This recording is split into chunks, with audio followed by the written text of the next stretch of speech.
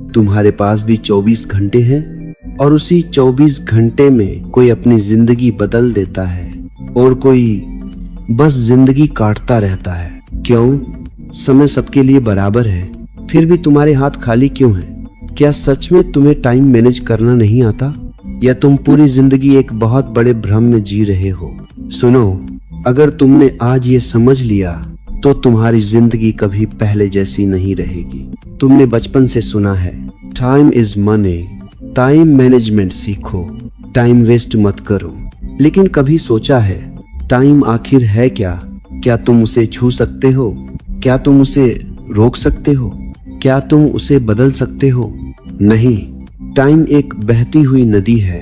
तुम चाहे कुछ करो या ना करो, वो बहती ही जाएगी। तो फिर सवाल ये है, जब टाइम हमारी कंट्रोल में है ही नहीं तो हम उसे मैनेज करने की कोशिश क्यों कर रहे हैं? यहीं से गलती शुरू होती है। समस्या टाइम नहीं है, समस्या तुम्हारा माइंड है। तुम्हारा माइंड हमेशा या तो पास्ट में होता है या फ्यूचर में भटकता रहता है। कभी पुरानी गलतियों पर पछतावा, कभी आने वाले कल की चिंता, और इस बीच जो सबसे कीमती पल है, प्रेजेंट, वो तुम्हारे हाथ से फिसल जाता है। तुम टाइम नहीं खो रहे, तुम खुद को खो रहे हो। माइंड एक बहुत चालाक खिलाड़ी है। वो तुम्हें हमेशा बिजी रखेगा लेकिन प्रोडक्टिव नहीं बनने देगा। तुम पूरे दिन काम कर सकते हो लेकिन फिर भी रात में लगेगा। आज कुछ खास नहीं किया। क्यों? क्योंकि तुम्हारा माइंड बिखरा हुआ है। तुम एक काम कर रहे होते हो लेकिन सोच किसी और चीज की होती है। तुम शरीर से यहाँ हो लेकिन मन कहीं और यही सबसे बड़ा नुकसान है। अगर तुम्हारा माइंड तुम्हारे कंट्रोल में नहीं है तो क्या तुम सच में अपनी जिंदगी जी रहे हो या बस माइंड के इशारों पर नाच रहे हो? जरा सोचो, जब तुम गुस्से में होते हो क्या तुम डिसाइड करते हो कि अब गुस्सा करना है? नहीं। जब तुम डरते हो क्या तुम कॉन्शियसली चूज करते हो कि अब डरना है? नहीं। तो फिर ये कौन है जो तुम्हें चला रहा है?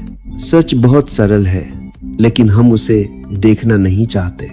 तुम्हें टाइम मैनेज करने की जरूरत नहीं है, तुम्हें माइंड को समझने की जरूरत है।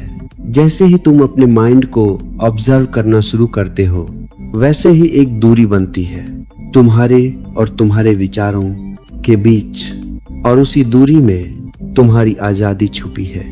एक छोटा सा एक्सपेरिमेंट करो। आंखें बंद करो और अपने विचारों को देखो। कुछ मत करो, बस देखो।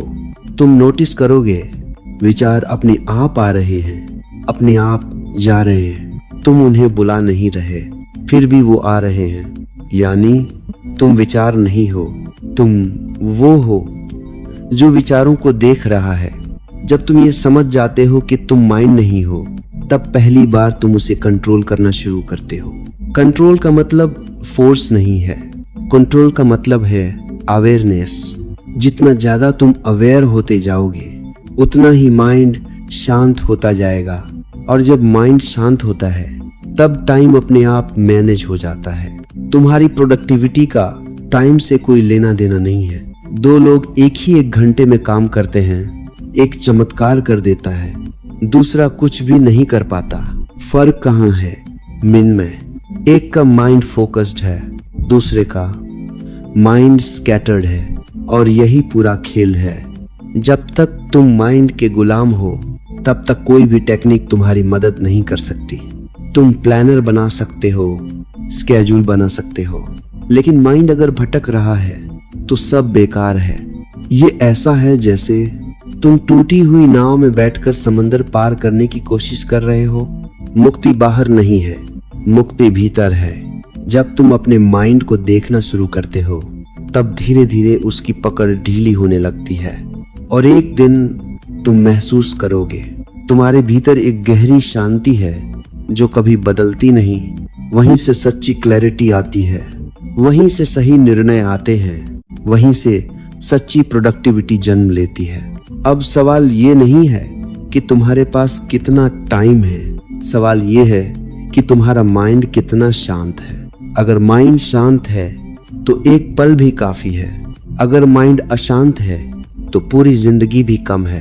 आज से टाइम को मैनेज करना बंद करो और अपने माइंड को समझना शुरू करो, क्योंकि जिस दिन तुमने अपने माइंड को जान लिया उस दिन तुम टाइम के पार चले जाओगे और वहीं से सच्ची जिंदगी शुरू होती है।